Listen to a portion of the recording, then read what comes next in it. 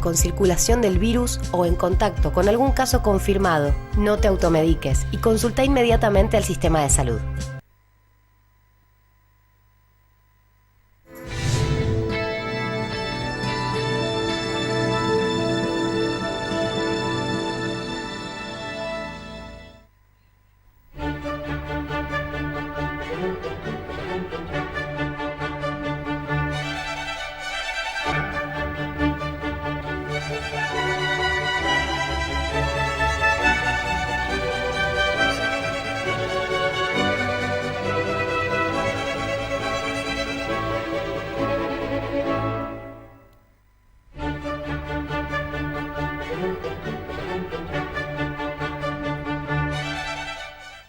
Centro de Acopiadores de Cereales Zona Puerto Quequén.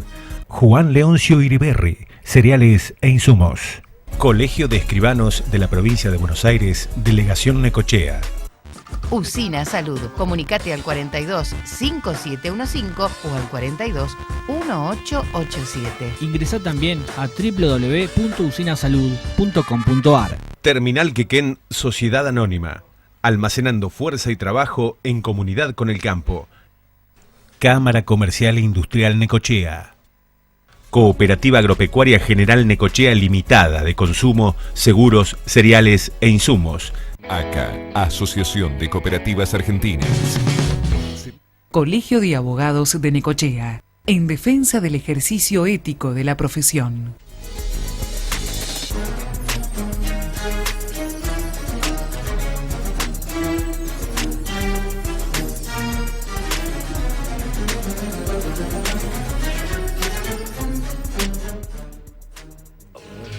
Muy bien, muy buenas noches, bienvenidos a un nuevo programa El Ciudadano. Por supuesto que en este contexto en el cual estamos, ante la sanción de medidas a disponer por el gobierno nacional en virtud del acrecentamiento de casos de COVID-19 o coronavirus, cosa que también sucede aquí en el distrito de Necochea. Hoy se ha indicado oficialmente 470 son las personas contagiadas, 79 las personas fallecidas hasta ahora desde el principio de la pandemia. De modo tal que para saber y tener mayor certeza cuál es la situación epidemiológica hoy por hoy en Necochea, tal cual se había comprometido la semana pasada, está presente la titular del área de salud, la licenciada Ruth Calle. ¿Qué tal, Ruth? Buenas noches. ¿Qué tal? Buenas noches, Hugo. ¿Cómo estás? Un poco lo decía en la presentación. Evidentemente, durante mucho tiempo hubo entre 250, 300 era el promedio de casos de personas contagiadas, que era un número permanente. Exacto. Esto evidentemente tuvo un vuelco en los últimos días. Sí, nosotros tenemos que señalar dos momentos epidemiológicos que coinciden con la provincia de Buenos Aires y en general con la República Argentina. La semana 43, 44, 45 del año pasado, que fue nuestra primera ola, primero uno podría situar el baby shower como momento, digamos, de brote, primera ola en noviembre, y esta es la segunda ola la que estamos atravesando. En algún momento se llegó a tener 869 contagios. Creo que fue el total de casos activos en un día. No, es el total acumulado. Acumulado, sí, no es que en un día hay esa cantidad, no, sino que es lo que... Es el total acumulado del día, digamos. Uno podría pensar que son todas las personas contagiadas de coronavirus en el día, detectadas. ¿Está bien? Porque también uno tiene que pensar que hay gente que o está asintomática o que no se reportó al sistema de salud público ni al privado. Claro. Pero el número oficial fue 869, si mal no recuerdo. Eso fue lo máximo. Ese fue el máximo que tuvimos en la cuarta semana de noviembre. También hay que hacer un balance entre los contagiados, los activos del día y los que se van recuperando. Seguramente en 10 días o en 8 empecemos a tener recuperados proporcionales a los activos de hoy. ¿Está bien? ¿Por qué? Porque yo hace 4 o 5 días que empecé a tener, ayer 77, hoy 96, sí, anteriormente 96. 50 y pico, digamos, esas personas, si no transcurren la enfermedad con ninguna complicación ni con ninguna internación, en 10 días tienen el alta, igual que su grupo familiar y que sus contactos estrechos. ¿Está bien? Sí. Entonces, ese es el equilibrio también que se va dando entre los acumulados, que esos son los números que vos estás viendo ahí en placa. Bien, y ¿cuáles son las perspectivas? ¿Que esto va a seguir creciendo? Lo hablábamos fuera de cámara días pasados, en una de las entrevistas. muchos creíamos que durante la temporada de verano iba a crecer el número de casos y esto no sucedió durante el verano, pero evidentemente se está produciendo ahora. Exacto, era una expectativa, era una posibilidad. En esta pandemia estamos todos aprendiendo, como siempre hablamos con los epidemiólogos de provincia, de nación. Ellos nunca hacen futurología, ellos van viendo lo que uno puede. Yo, si algo aprendí, digamos, más allá de mi profesión, es que en esta pandemia uno tiene que estar atento e ir observando, digamos, cómo, quiénes, cuándo y dónde, ¿está bien? Son como situaciones que uno tiene que ver cómo se van dando los contagios, quiénes se contagian, digo, grupo etario, ¿sí? De qué manera, cuál es el nivel de contagiosidad que tiene el virus en una semana y cuántos activos tengo, qué ocupación de camas, digamos, son todas esas variables que uno tiene que tener en cuenta, ¿sí? Entonces, con todas esas variables uno aprende a observar, a no hacer futurología. Si bien abrir la temporada fue una decisión política, porque fue una decisión, Arturo Rojas, nuestro intendente, tuvo siempre convicción, los intendentes de los municipios de la costa también tuvieron convicción, porque la vida social de un distrito no es solamente, digamos, la salud, también está la economía, también está el turismo en ciudades turísticas, entonces poder conjugar todas esas voces, poder tener un criterio y una razonabilidad y poder tomar una decisión equilibrada es muy difícil y es una decisión política, lo es. Entonces, haber tomado la decisión de abrir la temporada, de tener la previsibilidad, porque también el sistema de salud se fortaleció, se duplicaron la cantidad de camas de terapia intensiva en este distrito, se hizo toda la provisión necesaria, se hace diariamente, Hugo, porque esto es algo que es diario, de los insumos necesarios de equipo de protección personal y de todo lo que necesita un paciente internado grave y de los moderados. Toda esta decisión tuvo que ver de abrir la temporada con que eso estaba más o menos garantizado sin tener la garantía de que el sistema podía colapsar, porque colapsaron los mejores sistemas del mundo, colapsó Italia, colapsó Francia, colapsaron algunos lugares en Estados Unidos, digamos, hubieron lugares en donde uno puede pensar, está la mejor aparatología, está el mejor servicio médico, está toda la posibilidad económica de proveer insumos, pero los servicios colapsan igual, ¿no? Entonces, tomar la decisión de abrir la temporada fue hoy uno lo puede ver, una buena decisión. En su momento fue un debate, pero creo que todos acompañamos esa decisión de nuestro intendente.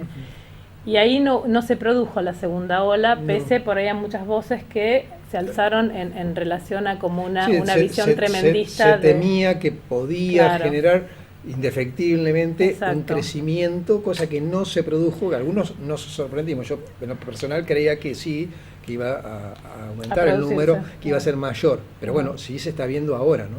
Claro, en realidad uno puede pensar que se podría haber dado porque, digamos, había condiciones, hay una cuestión de estacionalidad que era el verano, que hace que la ola de contagios baje.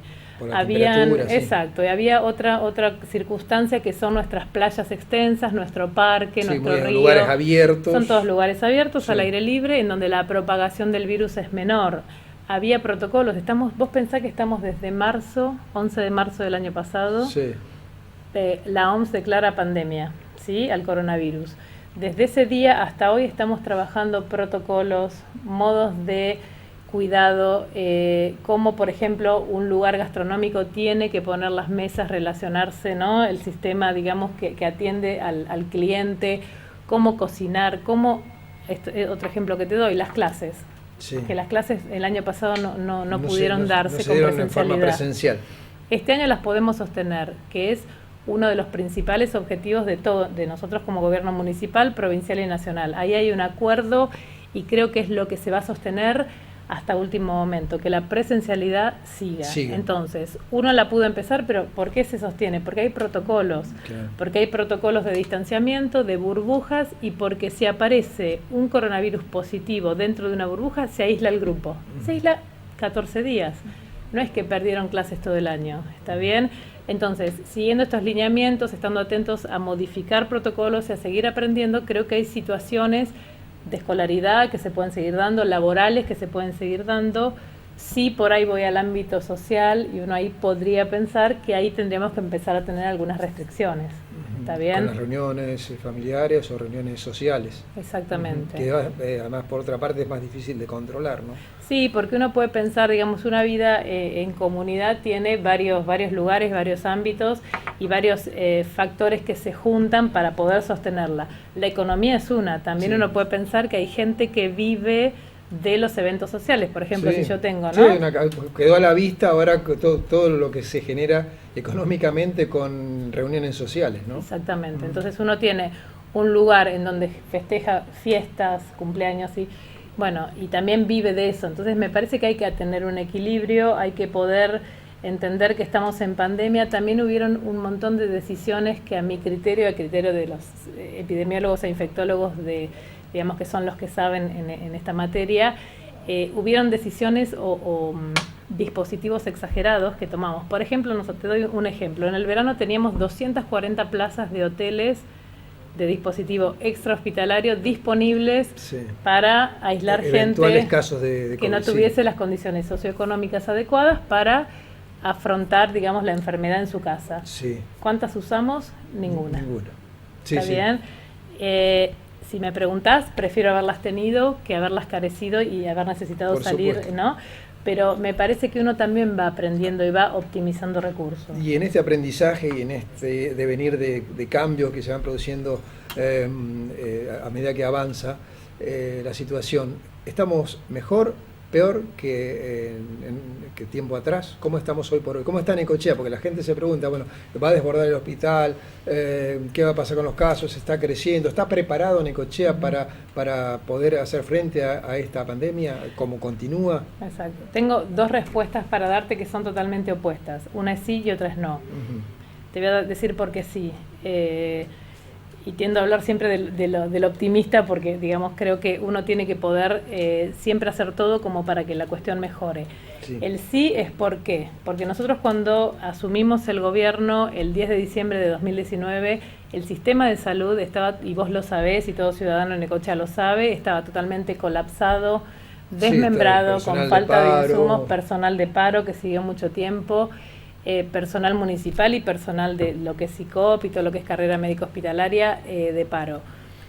No había ni siquiera suero. Cuando pasó lo del nadador, esto de la carrera de Río Mar, que desapareció. Desapareció, nosotros no teníamos, habíamos comprado el día anterior el suero necesario para cubrir el Ferreira, lo tuvimos que usar en las hipotermias que empezaron a aparecer en los nadadores. Era un sistema totalmente desmembrado, colapsado, la gente agotada, cansada. A lo largo de este tiempo, si vos me preguntás hoy, ¿tenemos el sistema de salud que queremos tener? No lo tenemos. Nos falta muchísimo en un montón de situaciones que las podemos hablar en otro momento, en relación a la calidad de atención, a la calidad humana, a la calidad de los insumos, a la complejidad. Pero hemos mejorado. Vos pensás que una ciudad con 100.000 habitantes tenía 6 camas de terapia intensiva, de las cuales solamente 3 estaban operativas. ¿Está bien? Por distintas razones, porque el oxígeno de la pared no andaba, porque las camas no tenían el monitor correspondiente o porque solamente había 3 respiradores en el sistema público en la ciudad. Pues los otros estaban obsoletos o no andaban. O sea que en definitiva eran 3. Eran 3 camas de terapia intensiva. Hoy tenemos esas 6 camas de la terapia intensiva en perfecto funcionamiento, ¿sí? Más 6 camas que agregamos en el medio de la pandemia en una UCIM que se llama Unidad de Cuidados Intermedios, pero que hoy funciona como terapia intensiva COVID, que tiene respirador, bombas de infusión de medicamentos, de alimentos, monitores, y que atiende como en cualquier otro lado del mundo a un paciente COVID. De 6 a 12 uno piensa se duplicó, ¿está bien? Un hospital Irurzun que tiene capacidad para atender pacientes porque le pusimos oxígeno central y le pusimos aspiración y también aire comprimido para que pueda ventilar, tener pacientes con respirador. ¿Sí? Cosa que es histórica, nunca pasó esto. Hoy vamos a inaugurar la guardia, pero por razones, digamos, ajenas a nosotros, vamos a posponerlo por unos días. Unos días nada más. Y vamos a tener capacidad para aislar 2 pacientes con alguna situación complicada, que puede ser coronavirus, en el hospital Irurzun. Entonces, en ese sentido mi respuesta es sí, estamos mucho mejor. Tenemos insumos, nuestro personal de salud no se contagió. ¿Por qué no se contagió? ¿Por qué? Porque aprendió a trabajar, porque usamos protocolos, porque ellos hicieron un gran esfuerzo, pero porque también les brindamos todo el equipo de protección personal, que es la cofia, es el barbijo, es el camisolín, son los guantes, es la máscara, todo eso tiene un costo enorme para el sistema. Entonces, Sí. en ese sentido te digo, estamos mejor, pero estamos peor en relación a cómo está avanzando esta segunda ola. Claro. ¿Está bien? El tiempo de duplicación de casos es mayor. Vos pensás que nosotros hoy tuvimos 96 casos, ayer 77 y veníamos de 40. Claro. Venía sostenido 40 Sí, recuperados, 40, ¿está bien? Entonces, en ese sentido, uno ve que el tiempo de duplicación de casos es mayor. Nosotros hoy tenemos, contrario a la primera ola, 26 camas en lo que es clínica de pacientes COVID moderados. Sí. Son los pacientes que no son críticos, que no requieren un respirador. Y 6 camas, esto que te decía, COVID, críticos. Hoy tenemos 5 de las 6 ocupadas. ¿Está bien? Sí. Y tenemos 12 de Bien. las de clínica médica. En la ola anterior esto se había revertido. Claro. Digamos, teníamos cuanto más pacientes no graves teníamos, empezaban a aparecer los pacientes graves. ¿Sí? Entonces, esto es lo que hoy preocupa y en ese sentido no estamos mejor Bien. por el nivel de ocupación de camas, ¿no? De las 79 personas fallecidas, en general, ¿hay algún denominador común en cuanto a la, por ejemplo, en la edad y que tenían alguna enfermedad previa o Sí. algún síntoma anterior, más allá de tener COVID? Sí, siempre y en todas las personas, seguramente haya excepciones, pero lo que la tendencia muestra es que la edad promedio de los fallecidos es 76 años.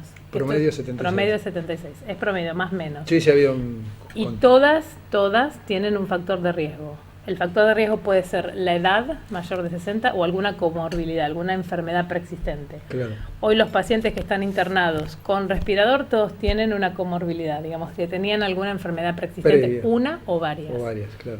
Ese es el factor común que se da siempre.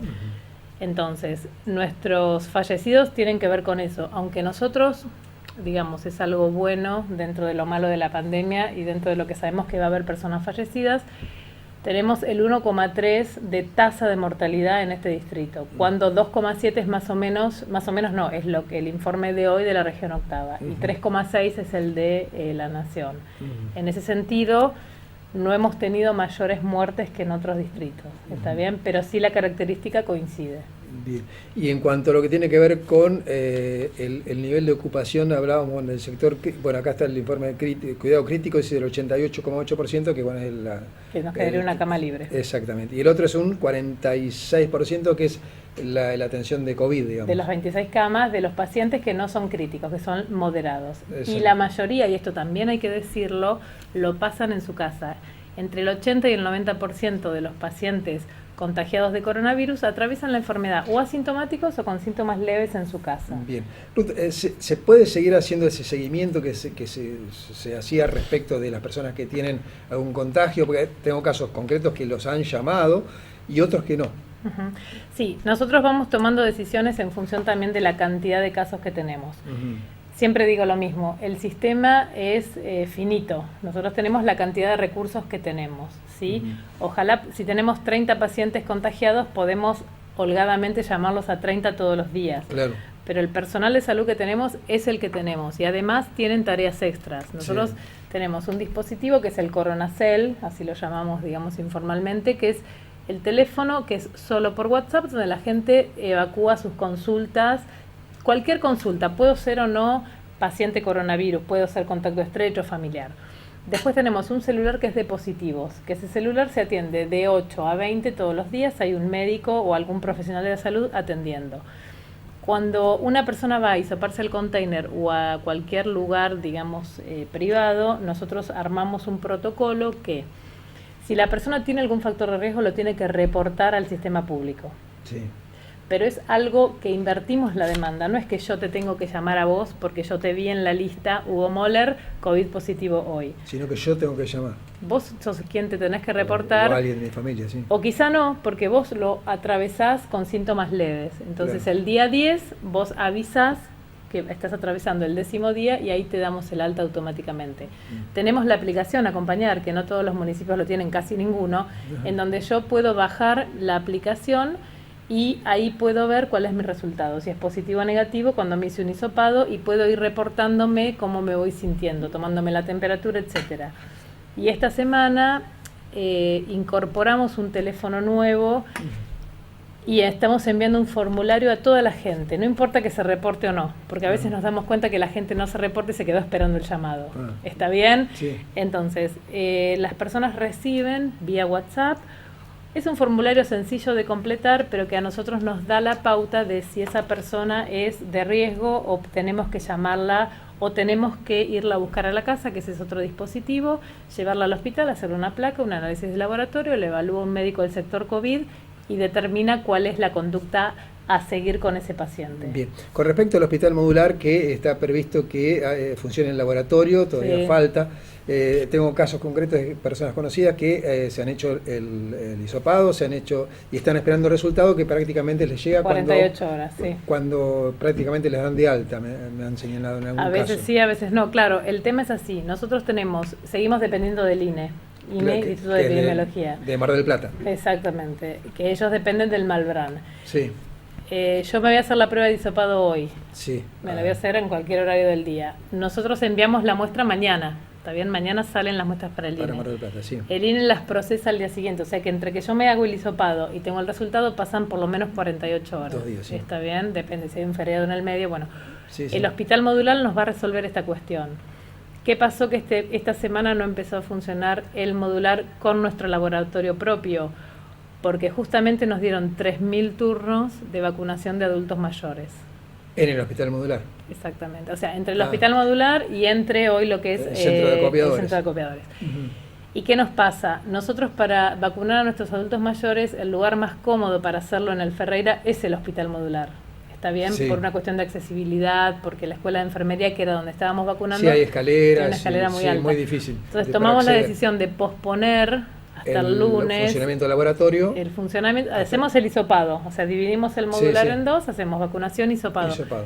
Pero no nos da la capacidad ni la estructura como para hoy hacer Terminan el esta vacunación y comienzan entonces a funcionar. Exacto, Ya está todo justamente, listo. El doctor antes de Rizzo, venir acá, hablé con la gente de Región Octava y les pedí que no nos pongan más turnos para adultos mayores en el Ferreira, porque nos complica, digamos, la puesta en funcionamiento de este hospital modular del laboratorio. con el destino que se le había previsto, que era que funcione Totalmente, el laboratorio. tenemos toda la aparatología, el laboratorio está instalado, ustedes pueden ir a verlo y filmarlo cualquier hemos ido, día. sí. Bueno, y ya tenemos 2.000 neokits, que son 2.000, digamos, pruebas que podemos hacer a 2.000 personas de la comunidad. Entonces, tenemos todo previsto, pero bueno, esto fue lo que demoró la puesta en marcha del modular con el laboratorio.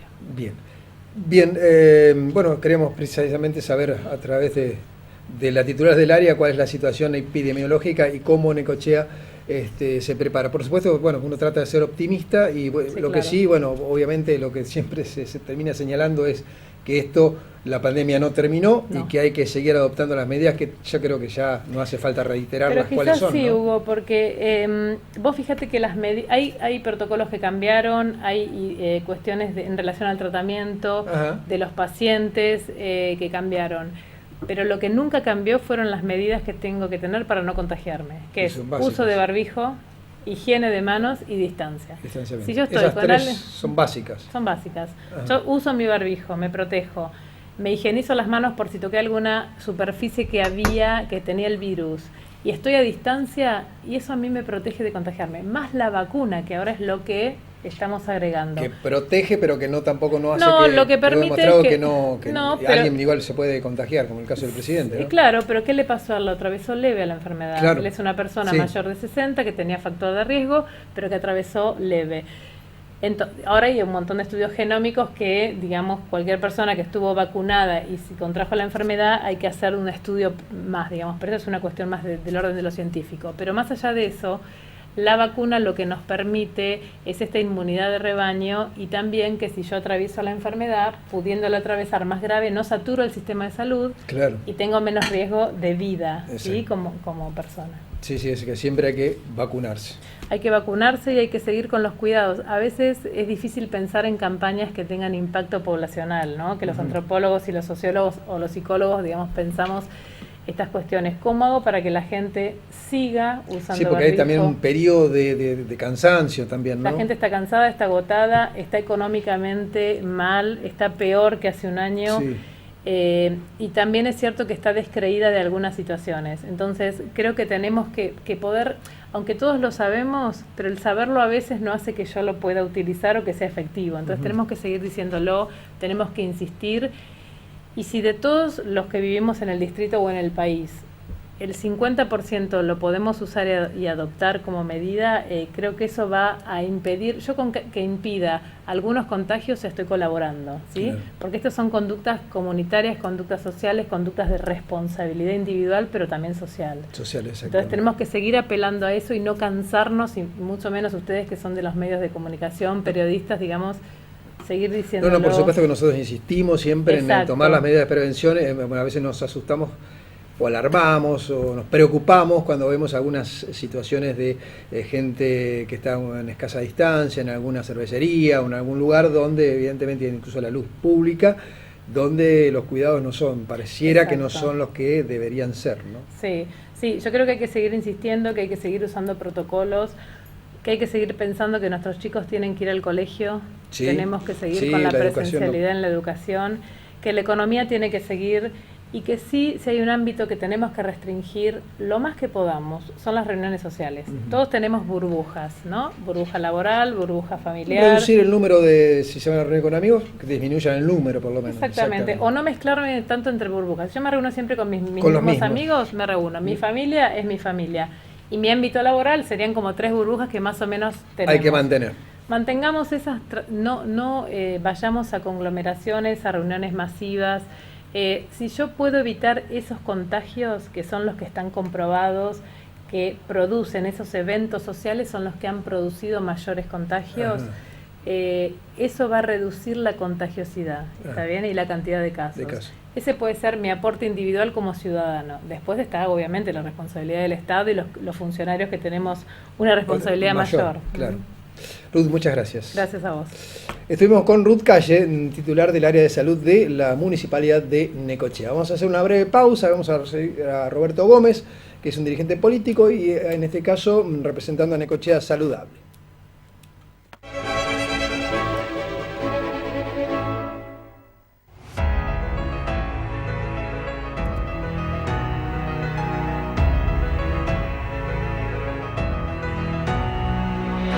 Comenzamos cada día marcando una realidad de trabajo orientada al servicio. Respetamos en cada decisión los compromisos y respondemos a los intereses del sector. Nuestra premisa de gestión es ofrecer un servicio público, sostenible y de calidad. Somos líderes en transparencia y calidad en logística agroexportadora. Usina Salud. Comunicate al 42 5715 o al 42 1887. Ingresá también a www.usinasalud.com.ar. Centro de Acopiadores de Cereales Zona Puerto Quequén, contribuyendo a la renta nacional, provincial y local, apostando siempre al trabajo y al mejor servicio. Los medicamentos de venta libre o recetados que se comercializan fuera de la farmacia pueden provocarle más daño que la enfermedad. Esta situación tiene remedio. El remedio está en la farmacia. Se lo recomienda el Colegio de Farmacéuticos de Necochea.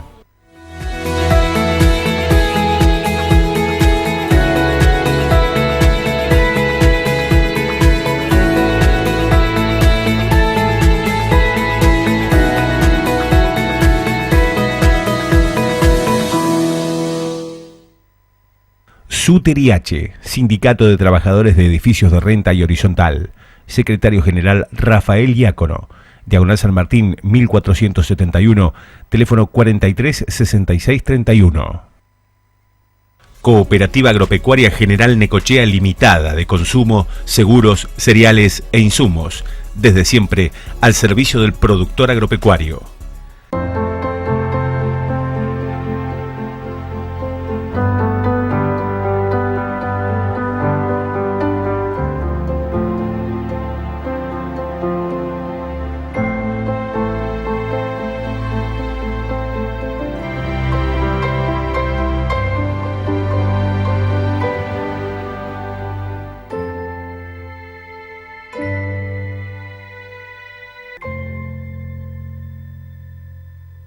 ACA, Asociación de Cooperativas Argentinas.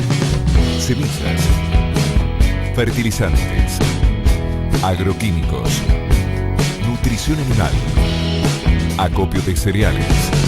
Asociación de Cooperativas Argentinas no se detiene, siempre en pos del cooperativismo nacional.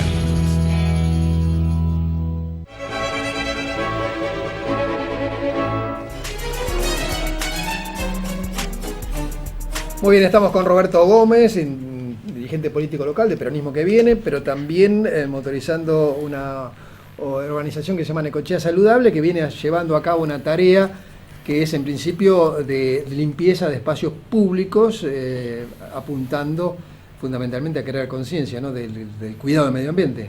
Exactamente, sí, Necochea sustentable. Sustentable. Es parecido. Bueno, es pero, parecido. Sí, sustentable, bien. Sustentable. Sí, más que nada vemos con mucha preocupación que hay distintos focos de contaminación, distintos problemas en la ciudad, fundamentalmente con el tratamiento que se le da a los residuos. Sí. No solo con el tema de algunos basurales a cielo abierto, que hemos hecho también propuestas para eliminarlos, para controlarlos, con multas, con cámaras, etcétera, sino el tema de la separación y el reciclado de los residuos, que se vienen haciendo en la gran mayoría de los municipios de la provincia de Buenos Aires, que en nuestro caso hay una obligación del municipio y de la empresa de recolección de encarar ese tema, y que tenemos como un déficit importante en el distrito, porque más que nada lo que se genera es no solo contaminación del medio ambiente, que ya eso es grave, sí, del agua, de la tierra, del aire, sino también se pierden recursos que se pueden obtener con ese reciclado, y también estamos perdiendo de generar algunos puestos de trabajo. Entonces nos parece que es un tema fundamental, que hace falta una decisión política nada más, no es tanto la inversión que se requiere.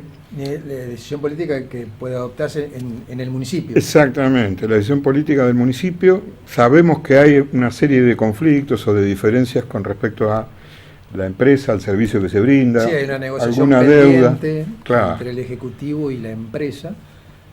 Exactamente, sí. Sí, pero entendemos que más allá de eso se podría dejar en un paraguas, digamos, ese tema de la deuda hasta que se resuelva, y la diferencia que puede haber con lo que pasó en las gestiones anteriores.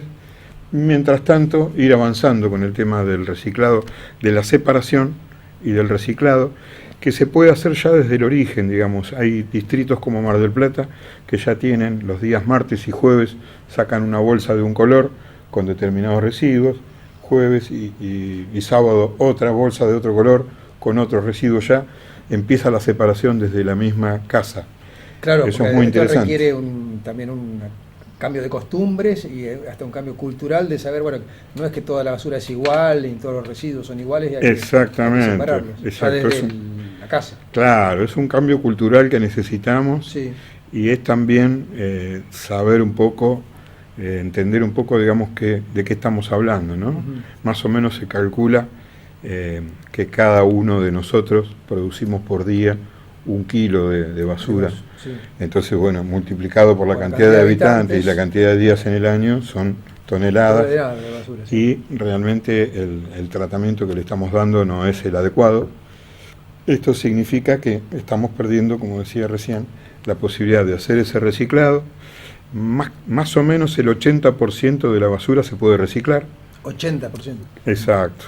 Parte plástico, vidrio, etcétera, cartón, sí, y la otra parte que es el material orgánico, que se puede generar un abono y se puede utilizar tanto en las huertas como en el campo, como en determinadas tareas. Por un lado un beneficio para la ecología, para el medio ambiente, por el otro hablaba de creación de fuentes de trabajo. ¿Cuáles serían esas fuentes de trabajo, Roberto? Bueno, más o menos pensamos que en una primera etapa entre 25 y 30 personas podrían hacer una tarea de separación y de reciclado, digamos. ¿Qué es lo que necesitaríamos? En primer lugar, un galpón, un lugar, un predio, digamos, que no tiene por qué ser muy grande, una o dos cintas transportadoras y entre 25 y 30 personas. Es una tarea que es mano de obra intensiva, eso es lo interesante, ¿no? Después de eso, habría que ver cómo se comercializa lo que se va juntando, es decir, el plástico, el cartón, el papel, el vidrio. Eso se puede procesar primero y después vender, o directamente venderlo a Buenos Aires, a La Plata, a Mar del Plata. Hay una serie de empresas que se dedican a comprar y a comercializar, digamos, esos recursos. Desde este grupo que viene motorizando y que trataron de crear conciencia, ¿cómo creen que esto se implementaría? ¿Esto lo haría el Estado? ¿Lo harían a través de cooperativas? ¿Lo haría el privado? ¿Quién lo haría? ¿O cómo lo haría? Claro, en realidad, dentro del convenio que hay de la empresa con el municipio, ya se tiene presente el tema, y el convenio ese obliga a la empresa a poner en condiciones un predio y armar, digamos, lo que sería la planta de reciclado. Sí. Y le pone en manos del municipio la necesidad o la posibilidad de poner el personal. Sabemos que el municipio de Necochea no está en condiciones de tomar más personal, que está en una situación económica muy seria, no desde ahora, sino desde hace ya un tiempo. Entonces entendemos que con estos planes potenciar trabajo que son de nación, se puede armar un proyecto y hacer que esos compañeros, compañeras que están desocupadas, empiecen a cobrar, en principio, alrededor de 21.000 pesos, 22.000 pesos, que es lo que le cubre el plan potenciar, y con la venta de ese material que se recicla, sumar 5 o 6.000 pesos más. O sea que por una tarea de mediodía estarían cobrando 27, 28.000 pesos cada uno. En este momento, ¿no? Sí, actualmente. Esa es un poco la Esa es un poco la idea, la propuesta. Lo hemos charlado ya con algunas autoridades municipales, les ha parecido bien en general. Ahora hay que ver cómo se implementa. Quizás haya que presentar alguna ordenanza. Tenemos un par de proyectos y estamos charlando con algunos de los concejales. Entendemos que este es un tema de Estado, digamos, no queremos que haya mucha diferencia entre un sector político y otro. No creo que no. Me parece que nos van a acompañar en general todos, y hay que ver si la empresa está en condiciones de poner ese predio o no, o se puede hacer con el apoyo del municipio transitoriamente hasta que la empresa arme la planta y ponga en condiciones, digamos, el lugar, ¿no? Bien. El último minutito para un aviso para lo que va a suceder el fin de semana, que van a hacer una nueva movida ecológica, ¿no? Sí. Que en este caso tiene un lema que tiene que ver con la vuelta del tren. Con la vuelta del tren, exacto. Sí, este sábado, a partir de las 9:30, más o menos, si nos deja el tiempo, que aparentemente hay pronóstico de lluvia, pero bueno, últimamente los pronósticos se vienen errando un poquito en algunos casos, sí. Vamos a limpiar esa zona de la estación con el lema que vos decías, que vuelva el tren. Entendemos que es fundamental recuperar ese espacio. En otros lugares, en Necochea mismo se ha utilizado lo que era la estación de ferrocarril para temas culturales, para temas de educación, de capacitación. Bueno, lamentablemente la estación de Quequén ha sido abandonada, vandalizada, después se incendió, etcétera. Bueno, entendemos que teniendo la voluntad y con ganas se puede recuperar ese lugar. En principio, desmalezar, empezar a juntar los escombros que hay, y después vamos a presentar también, con algún apoyo en provincia de Buenos Aires, un proyecto para ver si se puede reacondicionar nuevamente ese lugar. Hoy estuvimos hablando con algunos funcionarios municipales que también entienden que es algo positivo, que se puede hacer con mano de obra también de este plan potenciar trabajo, aprovechar ese y con algún subsidio o algún apoyo económico de nación o de provincia, recuperar en principio el edificio, hasta tanto veamos, ¿no?, si vuelve el tren, o si no vuelve, utilizarlo para fines culturales, deportivos, de capacitación. La parte de algo que muchos municipios utilizan, estas instalaciones que han sido construidas en su momento y que lamentablemente en el caso de Quequén ha sido destruida. La convocatoria entonces es el sábado a las 9:30, y esto es para cualquier persona que esté interesada y que esté consustanciada con esta causa. Sí, hay un grupo de jóvenes que ya vienen trabajando, hay otro grupo que tiene que ver con este plan potenciar, y hay vecinos y vecinas que se han ido anotando, unos cuantos, que ven bien este tipo de cosas, porque aparte dicen, bueno, están las ideas, hay propuestas, hay críticas también, como todos los sectores de la oposición, pero hay también un saldo concreto que es, en este caso, la limpieza del sector y la posibilidad de volver a ponerlo en función. Gracias, Roberto. No, al contrario, muchas gracias. Roberto Gómez, dirigente político, en este caso por Necochea Sustentable, no saludable, como había dicho. De todas maneras, son de alguna manera sinónimos. Sinónimos, sí, sí. Pausa comercial y vamos a escuchar a Ricardo Di Tullio y también a Natalio Zeta.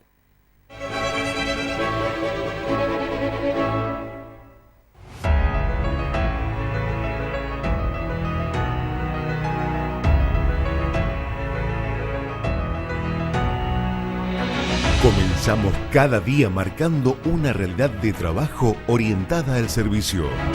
Respetamos en cada decisión los compromisos y respondemos a los intereses del sector. Nuestra premisa de gestión es ofrecer un servicio público, sostenible y de calidad. Somos líderes en transparencia y calidad en logística agroexportadora. Usina Salud. Comunicate al 42 5715 o al 42 1887. Ingresá también a www.usinasalud.com.ar. Centro de Acopiadores de Cereales Zona Puerto Quequén, contribuyendo a la renta nacional, provincial y local, apostando siempre al trabajo y al mejor servicio. Los medicamentos de venta libre o recetados que se comercializan fuera de la farmacia pueden provocarle más daño que la enfermedad. Esta situación tiene remedio. El remedio está en la farmacia. Se lo recomienda el Colegio de Farmacéuticos de Necochea.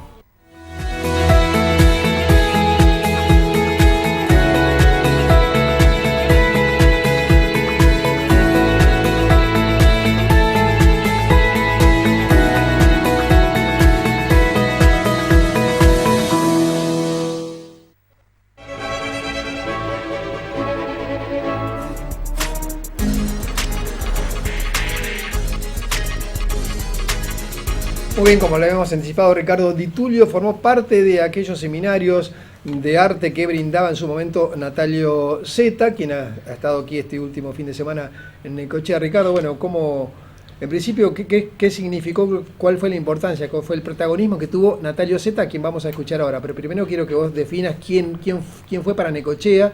Para Natalio Necochea Zeta fue una persona muy importante. Muy importante porque la labor que desarrolló en Necochea no solamente fue en el ámbito del teatro, sino que también jerarquizó el Festival Infantil, porque en aquellos momentos el Festival de Necochea alcanzó ribetes que no creo que vuelva a alcanzar así nomás, porque venían personalidades de todo el país a Necochea por ese dichoso festival. A su vez, en el teatro convenció a un montón de jóvenes a que debían hacer algo para tener un teatro propio. Tal es así que se concretó el teatro municipal, que mucho del trabajo realizado lo hicieron ellos. Yo no estaba en ese momento, pero hasta acabar para darle la caída que tiene que tener para el escenario, ¿viste? Y eso es importante.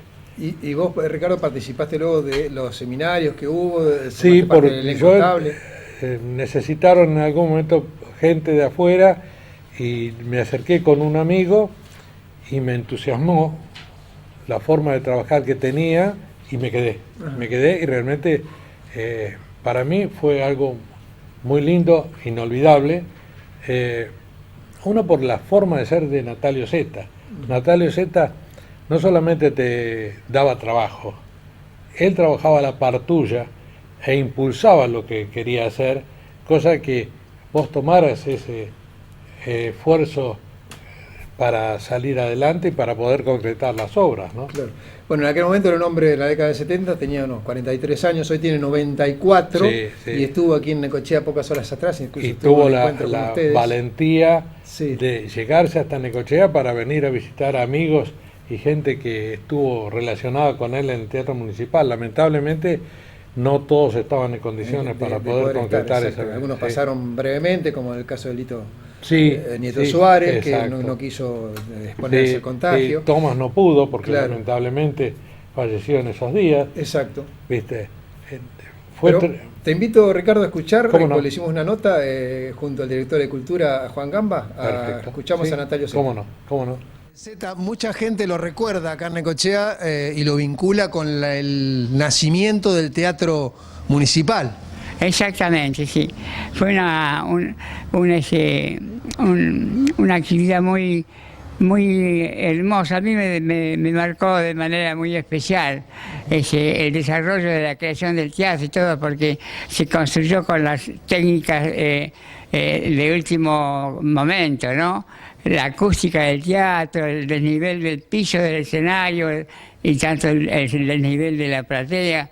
Y con una enorme capacidad, 247 plateas, y bueno, y después llevamos a cabo un curso intensivo preparatorio de 2 años, y con los egresados hicimos el primer elenco municipal para actuar, porque mi problema era producir en el teatro actividad teatral, que es la actividad madre, para evitar que... Porque todo lo que es arte siempre está un poco encontrado con la política. Entonces, para evitar, hay un margen de fechas y eso que lo otorgamos al intendente por respeto, qué sé yo, porque la estructura está hecha así, pero en Buenos Aires, por ejemplo, el Teatro San Martín tiene autarquía, tiene capacidad económica para resolverse, el Cervantes lo mismo, bueno, así que, pero bueno, era mi idea, y había hecho una comisión de opinión gratuita para que formularan una actividad permanente sobre él, ¿no? Yo decía una cosa un poco grosera cuando lo pedían, porque siempre nunca faltan los amigos del intendente o los amigos del hecho político del momento, donde puedo ir al teatro para tal cosa, entonces digo, de vez en cuando dar una fecha, bueno, macanudo, pero si no, en el teatro hay que hacer teatro. Y es como, yo decía una cosa muy grosera, que si esto acá fuera un criadero de gallinas, hay que producir gallinas y muchas gallinas. Entonces nadie lo pediría por eso, ¿no? Así que así es. Mi intención era salvarlo así, en ese sentido, que el arte se produzca, las cosas artísticas se produzcan con el hecho artístico más parecido al teatro, como recitales ilustrados de poemas, expresión corporal moderna que tenía. ¿Por qué llegó a Necochea usted? Hoy estuve hablando con el motivador, fue en ese entonces, en el 63, vine para colaborar con los festivales de espectáculos infantiles. Yo trabajé y me jubilé ahí en Cultura de la Nación. Y ahí lo conocí a Muguerza, y Muguerza estaba el director de turismo, y él me trajo acá por primera vez, y colaboré con los primeros muestras de teatro, que hacían unos congresos sobre la actividad, y después... había un grupo de teatro de títeres que estaba trabajando en la biblioteca vieja. Les propuse si querían hacer, me quedaba unos días, un curso de 20 días, 40 días sobre actuación teatral, ¿no? Y ese curso se transformó en 7 años, que llegamos hasta la inauguración del teatro, todo se fue retransformando. Ese curso estaba apoyado por un decreto municipal con 4 materias básicas y había profesores locales. De eso yo tenía mi cargo en la parte principal de la actuación. Y bueno, y así se formó hasta que se egresaron 18 chicos que formaron el primer elenco estable del teatro. Con él estrenamos unas 25 o 30 obras, que hacíamos teatro en el mismo teatro, espectáculos en el mismo teatro, y también en los pueblos aledaños como Tres Arroyos, La Dulce, algunas escuelas de campaña, hacíamos un desarrollo muy intenso porque contábamos con mucho apoyo también por la gente, ¿no? Pero bueno, así fue toda una lucha, qué sé yo, hasta que después siempre vence el sentido político y pasó a cultura. ¿Y hasta cuándo permaneció en Necochea usted, en aquella época? 7 años. Yo tengo una medallita acá que el centro que me dieron cuando se inauguró, estuvo abriendo el telón. Vino un obispo de Comodoro Rivadavia, que era medio amigote mío, a bendecir las instalaciones y la apertura del teatro. Y la señora de intendente de aquel entonces... Percario, la señora de Percario y el director el presidente de actores, un actor que no me acuerdo el nombre, vino para abrir ese sí. Y acá, este es el centro de la sala de Necochea. Me dio una medallita que tengo acá el día de la inauguración, el 27 de octubre de 1970. Fue la primera función. Zeta, ¿usted siempre se dedicó al teatro? ¿Siempre estuvo vinculado con el teatro, después incluso que se fue de acá? Dios sabe lo que hace, qué sé yo. Yo llevaba en el teatro también, además, cursos de perfeccionamiento.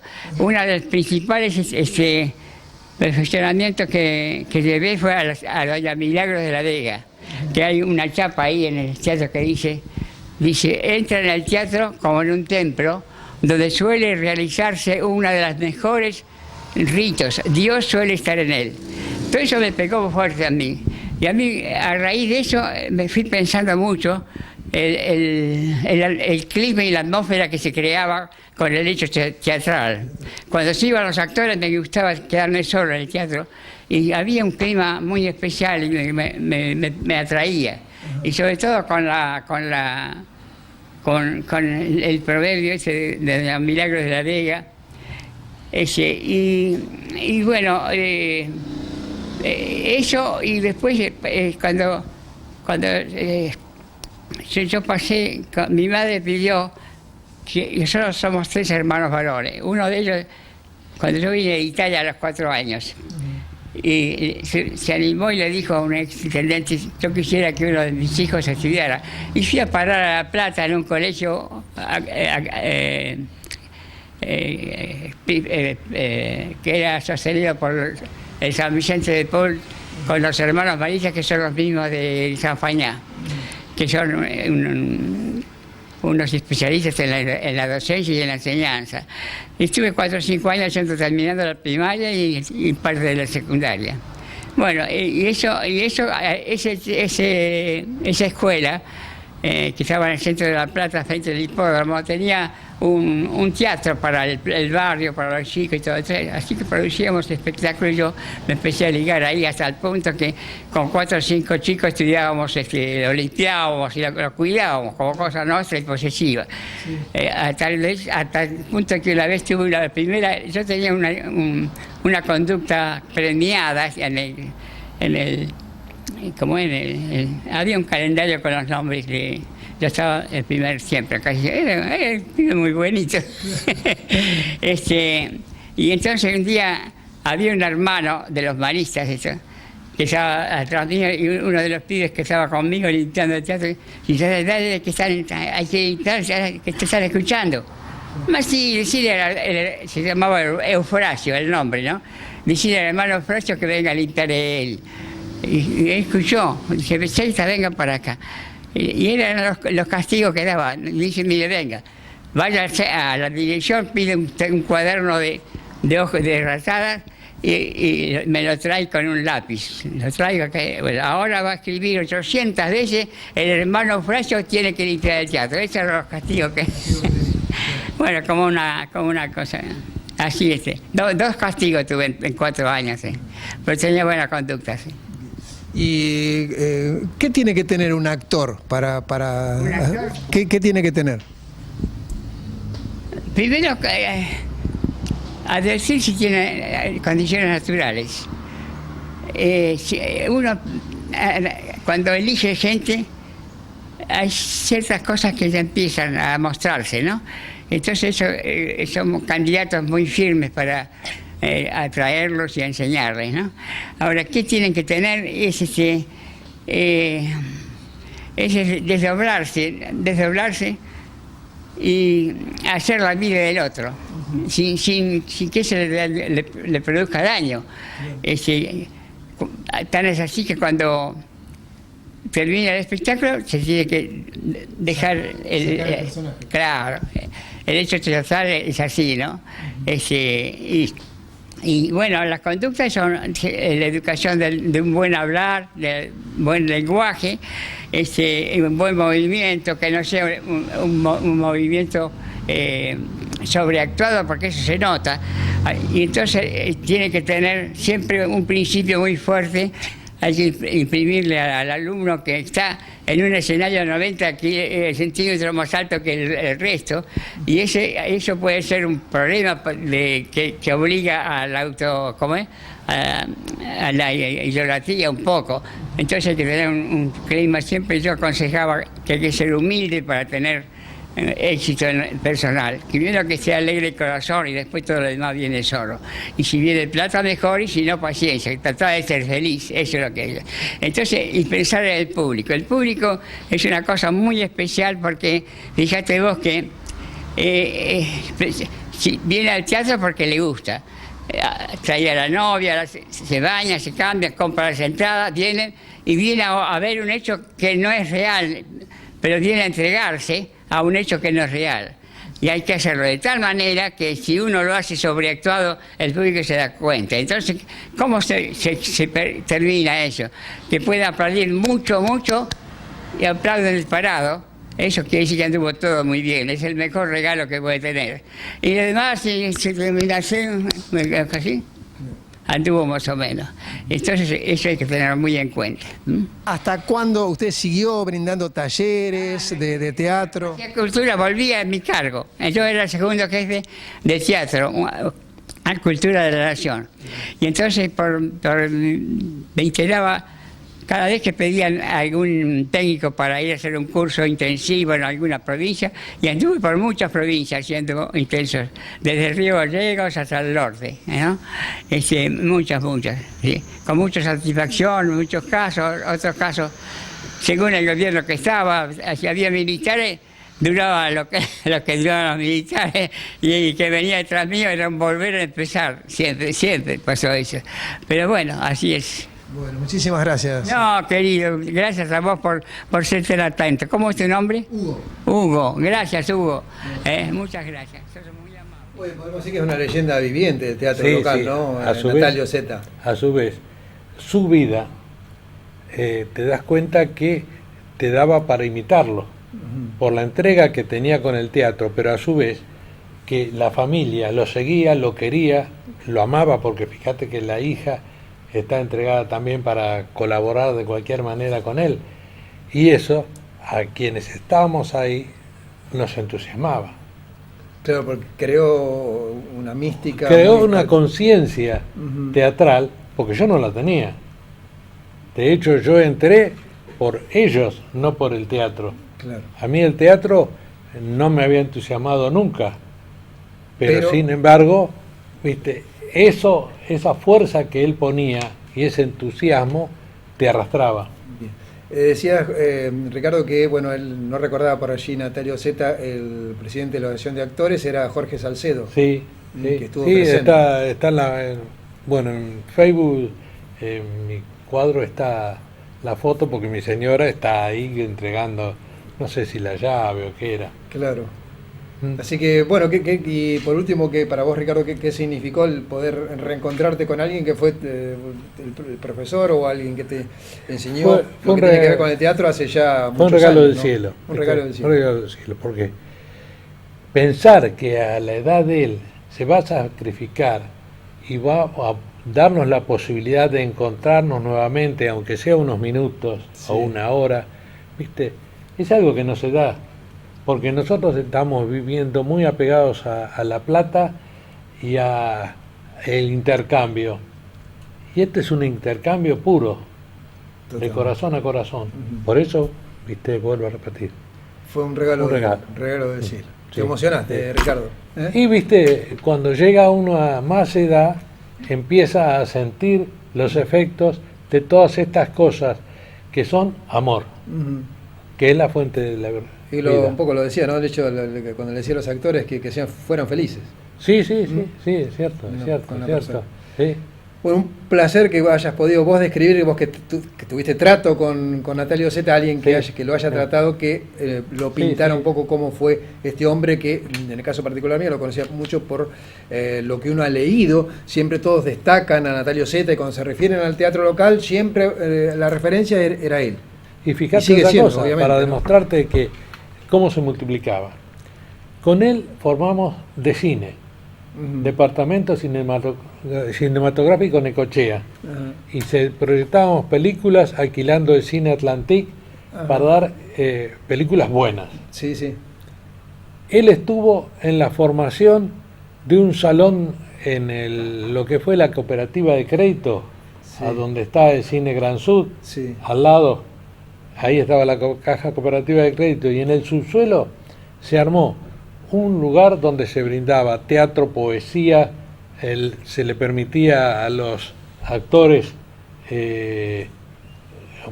músicos, Ensayar, lo que sea, explayarse y hacerlo. Se hacían reuniones que llegaban hasta las medianoche. Y este hombre fue el factotum de todo eso. Y él era el que estaba en todo. motorizado. ¿viste?